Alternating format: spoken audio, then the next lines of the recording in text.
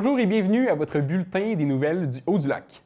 L'aérodrome Lac-Saint-Jean, qui portait auparavant le nom de l'aéroport Saint-Méthode, a annoncé le lancement de la phase 2 de son plan de développement qui s'élève à un montant de 2,8 millions de dollars. Outre le changement de nom, l'aérodrome a annoncé la réfection de son aérogare et du tarmac, en plus du lancement d'une école de pilotage. Tout d'abord, je suis heureux de vous accueillir pour vous annoncer que l'aérodrome Lac-Saint-Jean, propriété des villes de Dolbeau-Mistassini, Normandin et Saint-Félicien, ira de l'avant avec la réalisation de son plan de développement phase 2 au montant de 2,8 millions de dollars. Ce n'était pas un secret, ça avait déjà sorti. Mais ce matin, on officialise cet investissement-là. On dit aussi qu'on va déposer notre plan de développement aux deux paliers de gouvernement, de l'aide provinciale et fédérale. C'est sûr qu'on va demander de l'aide pour réaliser cette phase 2 du plan de développement. Ce plan découle d'une planification stratégique qu'on a réalisée en 2015, où on s'est vraiment assis et on a dit qu'est-ce qu'on va faire avec cette infrastructure-là. Puis dans le plan d'action, bien, il y avait une phase d'investissement 1, il y avait une phase d'investissement 2 et on est prêt à annoncer la phase 2. En plus des investissements annoncés aujourd'hui, on présente aussi le nouveau nom de l'organisme. Alors, on le dit, ça va s'appeler Aérodrome Lac-Saint-Jean et non Aéroport de Normandin, Dolbeau-Saint-Félicien, Dolbeau-Mistassini et Saint-Félicien. Alors là, on a rafraîchi pour le nom de Aérodrome Lac-Saint-Jean. Le nom Aérodrome Lac-Saint-Jean offre tous les mêmes services qu'un aéroport, sauf le transport quotidien. Donc, le nolisement, le cargo, touristique, le privé peuvent atterrir ici, sauf pour les vols quotidiens. Alors, vous voyez le nouveau logo aussi qu'on a développé. Alors, vous voyez le logo, c'est Aérodrome Lac-Saint-Jean, la Boréalie vue du ciel. On est dans le pays de la Boréalie. Donc, on a voulu l'inclure dans notre logo. Et le logo représente, bien, on ne vous fera pas de cachette, là. On est dans le pays du bleuet. Donc, on a voulu y donner une couleur bleue pour le bleuet. Et le vert en dessous de la forme de la terre, ça représente la forêt, qui est notre deuxième industrie forte du territoire.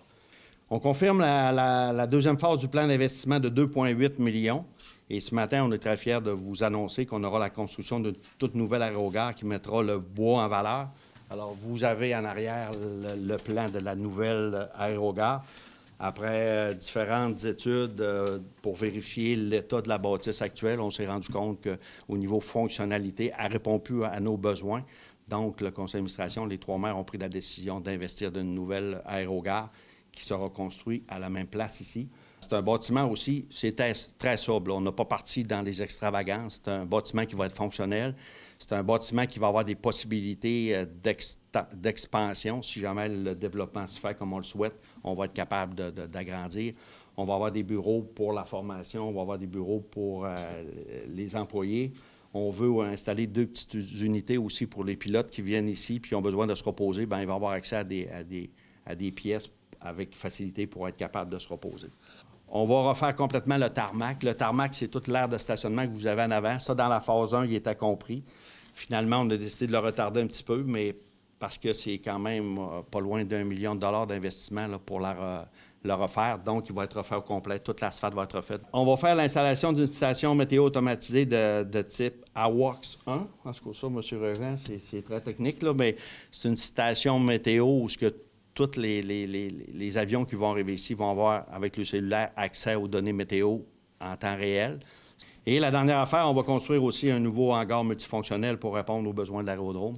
De plus en plus, on a des équipements. On est propriétaire d'un avion, je vous le dirai tantôt, fait qu'on avait besoin d'un espace. Donc, on va construire un nouveau hangar multifonctionnel là, pour répondre aux besoins.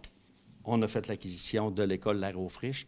On est en train de transférer, encore là, c'est quand même assez complexe de transférer une école de formation de pilote avec Transport Canada et NAV Canada. M. Beaumont pourrait vous en parler assez longuement. Ça va quand même assez bien. On devrait lancer les opérations dans les prochains mois. Là, on est à la recherche d'un chef instructeur parce que pour opérer une école de pilotage, de formation, on doit avoir un chef instructeur.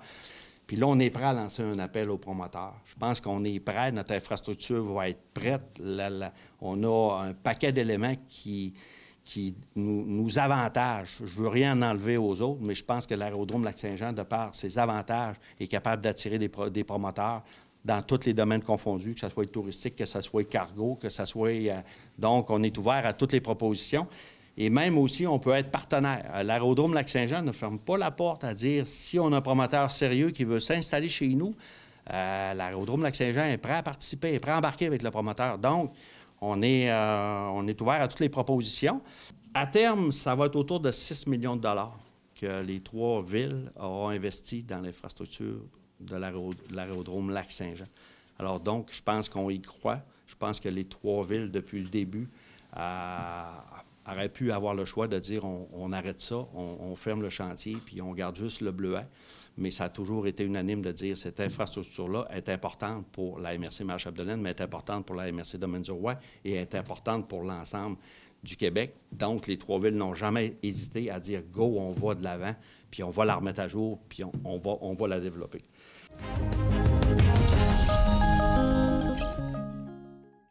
En plus de sa programmation de spectacles déjà bien remplie, le comité des spectacles de Debout-Mistassini présentera 2 vernissages de peintres locaux. Mme Jocelyne Rousseau et Mme Angèle Boivin y présenteront leurs œuvres. Je me suis entretenu avec ces 2 artistes.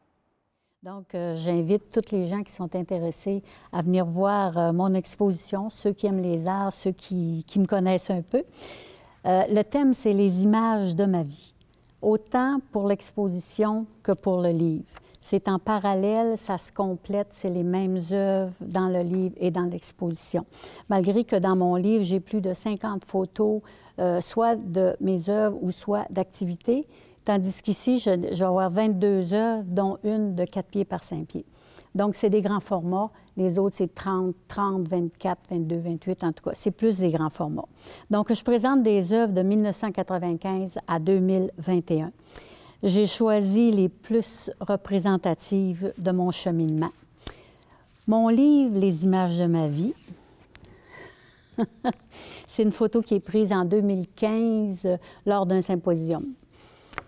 Donc, le sommaire de mon livre, c'est mes racines, la guérison par l'art, mes premiers pas en art visuel, la naissance de l'artiste, l'université. Les 3 collections les plus importantes dans plus de, je pense, c'est 44-45 ans de vie artistique. La première, c'est Parce que j'aime les oies. J'en parle plus longuement dans mon livre. Porte ouverte sur le rêve, c'est des triptyques des sites de la région. J'ai fait des symposiums. La 3e, plus importante aussi, c'est Vagues de blanc. Donc, c'est quelque chose, c'est une mini-biographie, en fait, avec beaucoup d'œuvres comme Vagues de blanc. C'est vraiment les loups, les ours blancs, dont je vais en avoir une ici, qui s'appelle Cire lourd, qui représente... Je me suis inspirée de la chanson de Félix Leclerc, La mort de l'ours. Et puis, je vais chanter la chanson en m'accompagnant à la guitare. Moi, peut-être chanter 2 ou 3 chansons, ça va dépendre comment je vais me sentir. Donc, c'est ça. Si je parle de mon livre, bon, le but que je me rends compte de toutes les œuvres que j'ai faites, le but principal, c'est l'animal et son environnement. C'est vraiment la protection de la nature.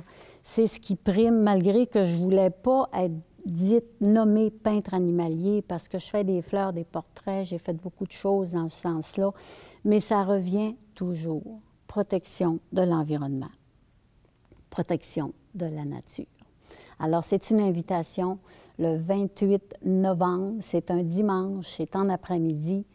Vous devez réserver vos billets ici à la salle de spectacle, au bureau de la salle. Je n'ai pas le numéro en main, mais tous ceux qui aiment l'art, vous êtes invités. Ça va me faire plaisir de vous recevoir. L'exposition commence le 4 novembre par le vernissage à 6h30 le soir. Puis ça va avoir lieu ici à la salle des Jardins. C'est une exposition qui est rétrospective, qui regroupe une rétrospective de 40 ans de peinture. C'est le lancement de mon livre aussi autobiographique, des projets que j'avais depuis plusieurs années. L'exposition a pour titre « Au fil des ans », datant de 1979 à 2020. Ce sont des tableaux qui sont peints à l'huile, acrylique, aquarelle, technique mixte, puis ils représentent des paysages d'ici, des fleurs et des oiseaux. Mon livre, lui, s'intitule « Mon histoire, ma vie familiale et artistique ». Étant mon premier livre, j'ai fait un résumé biographique. Je voulais qu'il me ressemble, pas compliqué, pas trop long. Ensuite, je voulais aussi montrer d'où je viens et où je suis rendue. L'exposition se poursuit jusqu'au 24 novembre inclusivement. Je serai présente à la salle en après-midi, les 19, 20 et 21 novembre. Pour me joindre, vous pouvez faire le 418-276-1944. Ne pas oublier de vous réserver vos places pour le vernissage au comité des spectacles.com ou au 418-276-6781.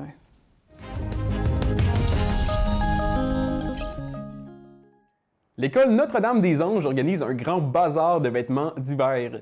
C'est l'enseignante Marie-Claude Brassard qui a eu l'initiative. C'est gratuit et ouvert à tous. Allez y faire un petit tour. Alors, le projet, c'est un bazar de vêtements d'hiver. Donc, on parle vraiment là, d'habits de neige. Accessoires aussi, là, bottes, mitaines, foulards, tout ça. À l'école Notre-Dame-des-Anges de Mistassini, qui va se passer en 2 étapes. Donc, la cueillette des vêtements va avoir lieu les 9 et 10 novembre prochains, mardi, mercredi prochain.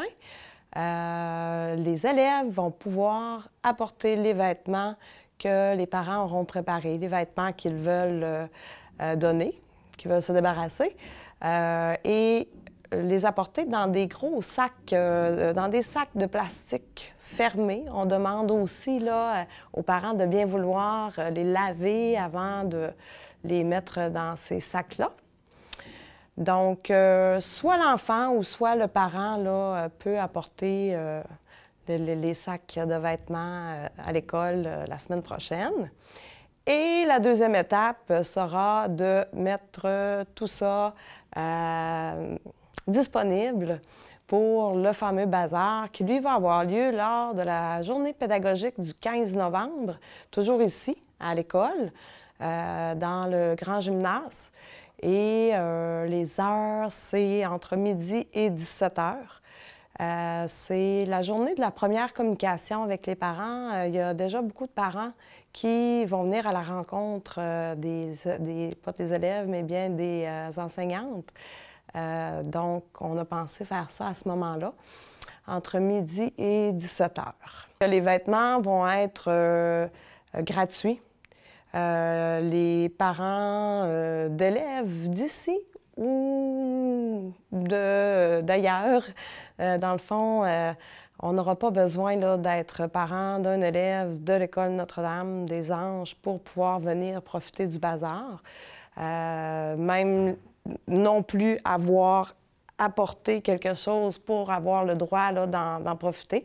Les vêtements vont être gratuits, vont être séparés un côté fille, un côté garçon, séparés en grandeur, pour que ce soit facile de magasiner, entre guillemets, même si ce sera gratuit. C'est un projet qui implique aussi certains élèves. On a dernièrement formé un comité avec les députés de chaque classe. Donc, la semaine prochaine, il va y avoir une couple de midi vers la fin de la semaine où ces élèves-là vont être invités à venir nous aider, moi et les 2 responsables des loisirs ici à l'école, Guylaine et Cindy, à démêler tous ces vêtements-là, justement, pour les préparer pour le 15 novembre. Donc, l'idée m'est venue d'une amie qui enseigne dans la grande région de Montréal avec les réseaux sociaux. J'ai vu ça passer. C'est un événement qu'elle fait depuis quelques années. Elle, ils appellent ça « un habit pour un ami », dans un contexte dans la grande région de Montréal où il y a beaucoup d'immigrants qui arrivent sans ce qu'il faut pour passer l'hiver. Ça m'a inspirée. J'ai tout de suite vu, pour notre secteur ici, un bazar pour tout le monde. Il n'y a pas de critères d'admissibilité. Moi, j'ai un seul enfant à habiller, puis je gagne bien ma vie, puis je trouve que c'est quelque chose quand vient le temps de renouveler tout l'attirail là, pour l'hiver. Donc, c'est comme ça qu'est né le projet « Sors tes beaux habits ».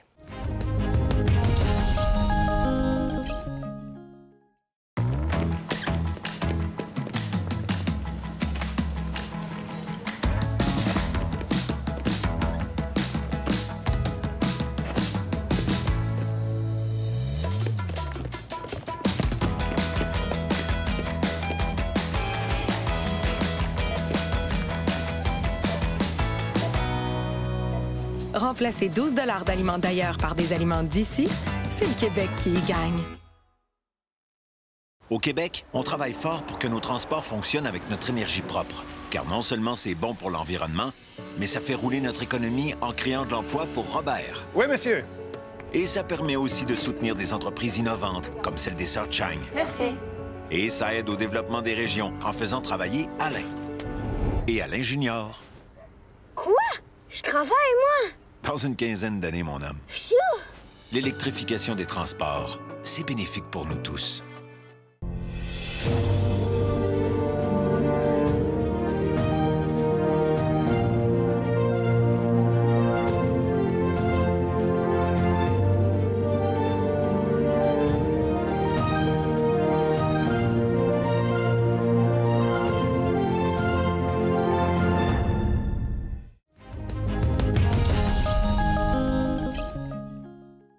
Le CMR et le CJE du Pays des Bleuets lancent l'invitation aux jeunes âgés entre 14 et 18 ans à participer à la première édition du camp des jeunes entrepreneurs qui se déroulera le 20 et 21 novembre.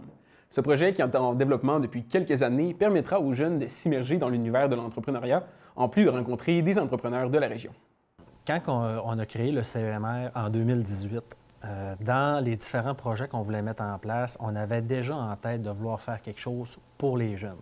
Considérant qu'on était dorénavant la seule entité dans le secteur Maria-Chapdelaine avec une vocation purement développement entrepreneurial, on s'est dit, il faut, comme organisation, prendre notre responsabilité et essayer de faire en sorte de pouvoir jouer un rôle chez le développement de l'intérêt envers l'entrepreneuriat chez les jeunes.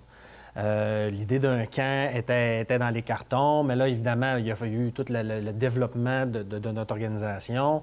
La COVID est arrivée. Fait qu'il y a eu certaines embûches, mais déjà dans la première année où on avait à réfléchir à ce projet-là, j'ai commencé à penser à des gens avec qui on pourrait le faire, parce qu'on aime ça travailler en collaboration puis aller chercher les expertises qui sont déjà existantes. Et c'est là qu'est venu les liens avec le Carrefour Jeunesse Emploi, des discussions, une discussion comme de premier contact. Et rapidement, on a vu un lien puis un potentiel de collaboration super intéressant là-dedans. Et depuis, ça fait déjà 2 ans qu'on collabore puis qu'on pense puis qu'on avance les choses là-dedans. Fait que c'est un peu de là qu'est né le projet de notre côté puis qui va finalement voir le jour réellement les 20 et 21 novembre prochains.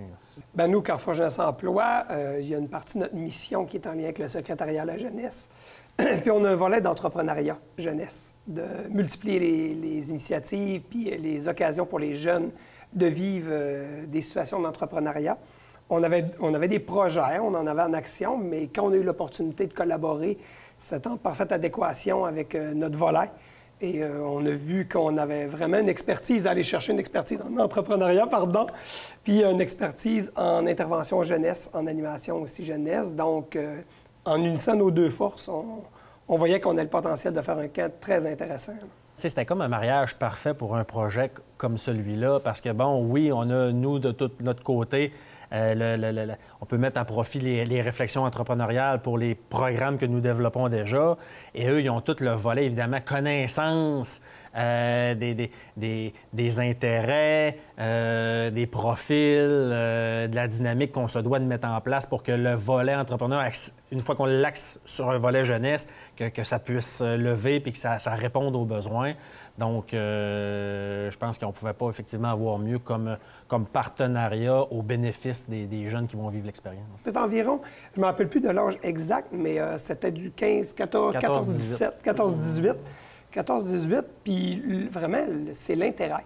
L'intérêt de vivre une expérience en entrepreneuriat, d'explorer ce monde-là, c'est le critère numéro 1 des jeunes qui veulent voir, qui veulent explorer, qui veulent découvrir ça peut ressembler à quoi un parcours, qui veulent se questionner, qui ont des idées qu'à un moment donné, ils veulent se projeter pour voir si ça serait possible pour eux. C'est vraiment le critère numéro 1, en fait, c'est de vouloir vivre l'expérience puis de participer à fond. Pour avoir du plaisir et en sortir grandi. Là. Et c'est surprenant déjà à cet âge-là le nombre de jeunes qui ont soit une connaissance réelle de leur volonté de peut-être s'enligner vers ça un jour, ou un sentiment que ça pourrait les intéresser sans que ce soit tangible encore. Et c'est là qu'on veut, avec un projet comme ça, pouvoir peut-être être l'étincelle qui va faire la différence dans leur cheminement et qui va faire en sorte que dans leur progression en tant que jeunes adolescents et jeunes adultes, lorsqu'ils auront à faire des choix pour décider qu'est-ce qu'ils vont faire dans la vie, bien, que ça devienne une option encore plus possible pour eux que ça l'aurait été s'il n'y avait pas eu cette occasion-là qui leur a été présentée là, à cet âge-là. Toute expérience d'apprendre à se découvrir va être utile. Que ça soit quelque chose que tu apprends ou que tu dis « Oh, finalement, je ne suis pas certain, c'est pas un volet qui m'intéresserait ». Des fois, c'est aussi important de savoir où est ton intérêt, où tu veux situer tes énergies. Fait que c'est de l'apprentissage, c'est de la connaissance de soi. Fait que c'est sûr qu'ils vont sortir gagnants de l'expérience. Et en plus, je pense que avec nos 2 animateurs, je crois que ça va être vraiment des activités plaisantes, ça va bouger, c'est interactif, il y a des rencontres avec des employeurs, vraiment des experts, des sacrés experts pour un cas d'entrepreneuriat jeunesse. On leur réserve quand même quelque chose d'assez solide. Là. Quand on s'adresse à notre clientèle adulte, on veut toujours qu'ils aient l'impression, et plus que l'impression, que ce soit une réalité, de vivre une expérience de haute qualité. Et que ça donne l'opportunité aux gens qui viennent ici de rencontrer des intervenants que tu n'as pas l'occasion de rencontrer dans ta vie de tous les jours. Et c'est la même affaire qu'on voulait faire avec les jeunes, c'est de faire en sorte que quand tu vis l'expérience, quand jeune entrepreneur au CEMR en collaboration avec le CJA, ça te donne l'opportunité de rencontrer des gens qui sont d'une très grande qualité et que tu rencontrerais pas ailleurs. C'est là que ça fait comme une différence encore plus grande dans l'expérience. Toujours sur le modèle de collaboration, donc il y a 2 animateurs principaux qui vont avoir la charge de l'activité et d'encadrer tous les 2 jours avec nos jeunes. Et il y en a un qui est plus du côté du CEMR et il y en a une qui est du côté du CJA. Donc, du côté du CEMR, c'est Maxime Pearson, qui est un individu bien connu là, de notre milieu et dont le dynamisme n'est pas à reconfirmer. Et en plus, c'est un entrepreneur lui-même et qui a une expérience aussi comme professeur, donc il connaît bien la clientèle jeune. Fait que je pense que ça va être une belle plus-value. Puis il n'y a pas à rougir non plus du côté de la ressource qui va être du côté du CJA. Là. Non, pour nous, c'est Geneviève Baudette qui est intervenante auprès des jeunes en persévérance scolaire, en entrepreneuriat, en projet jeunesse avec nous depuis plus de 10 ans. Donc, tout un bagage. Oui, beaucoup d'expérience, que ce soit pour faire des projets avec les jeunes. Vraiment, avec les 2 animateurs, ils ont vraiment... C'est complet. Oui, puis ils ont vraiment trouvé un filon. Puis, tu sais, au-delà de ça, dans les journées, ils sont des gens quand même avec qui ils vont rire tout en apprenant, tout en ayant du plaisir, tout en se questionnant aussi. Tu sais, Geneviève Baudette est éducatrice spécialisée de formation. Son rôle, c'est aussi d'accompagner les jeunes, puis au-delà de l'activité, de réfléchir, d'emmener, on va dire, un 2e niveau de réflexion. Puis après ça, plus se questionner par rapport à ce qu'ils ont vécu, puis en sortir une introspection qui est un peu plus riche pour décanter toutes ces expériences-là. Donc, c'est une sacrée équipe quand même. Moi, j'inviterais tous les jeunes qui sentent un intérêt envers ça de nous le faire savoir, parce que, assurément, que ça ne sera pas la dernière édition. Alors, il va y avoir... tu sais, à la base, c'était un projet qui était visé pour l'été. Hein? Malheureusement, les circonstances ont fait qu'on a dû le reporter. Et là, à la place de toujours reporter, on s'est dit, pourquoi pas faire quelque chose en attendant, avant de pouvoir le faire dans une formule peut-être encore un peu plus élargie l'été prochain. Donc, c'est pour ça qu'on est au mois de novembre cette fois-ci. Donc, les gens, malgré que les inscriptions rentrent rapidement, bien, laissez-nous savoir votre intérêt. Et si malheureusement, c'est pas possible cette fois-là, bien, au moins, on aura votre intérêt et on pourra vous recontacter pour l'édition de l'été prochain. Oui. Puis il n'y a pas besoin d'avoir un profil ou se sentir expert ou déjà avoir des connaissances. Le but, c'est d'être intéressé pour venir découvrir, puis venir passer un beau 2 jours enrichissant, vraiment plaisant, puis de découverte de l'entrepreneuriat. Moi, je pense que ça peut être intéressant pour beaucoup de jeunes.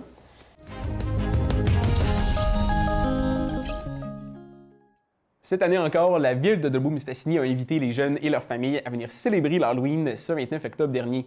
J'en ai parlé avec Valérie Tremblay qui m'a présenté les nouveautés que les jeunes ont pu découvrir durant cette soirée. Ce soir, on est à la fête de l'Halloween de Dolbeau-Mistassini, à la 3e édition. C'est un gros rassemblement d'enfants et puis c'est un comité de citoyens qui a décollé l'idée de faire une fête de l'Halloween avec la ville de Dolbeau. Et puis c'est la première année, cette année, que les commerçants sont invités à participer. Et puis ils ont très bien répondu à l'appel parce qu'il y en a beaucoup ici ce soir. Ils se sont déguisés, ils donnent des friandises, des dessins. Ils font participer les enfants à des jeux. C'est vraiment dynamique. Je pense que tout le monde passe une super belle soirée. Puis aussi, dans les promenades du boulevard, il y a un tracé de citrouilles, une chasse au trésor à la citrouille. Et puis, les représentants des promenades des boulevards ont été très, très généreux pour l'événement. Ils ont offert 3 bons d'achat de 500 $ à tous les enfants qui participaient à la chasse à la citrouille.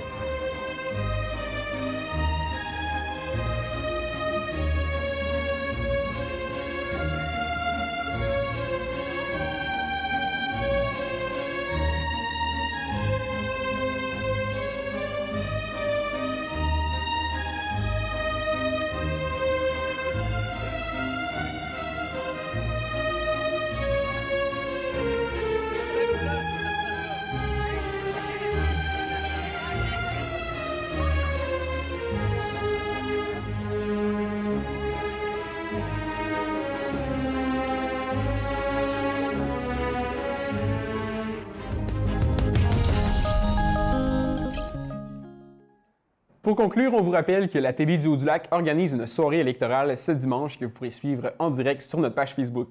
N'oubliez pas d'aller voter. C'est ce qui met fin à ce bulletin de nouvelles locales. J'espère que vous avez apprécié et on se dit à la semaine prochaine.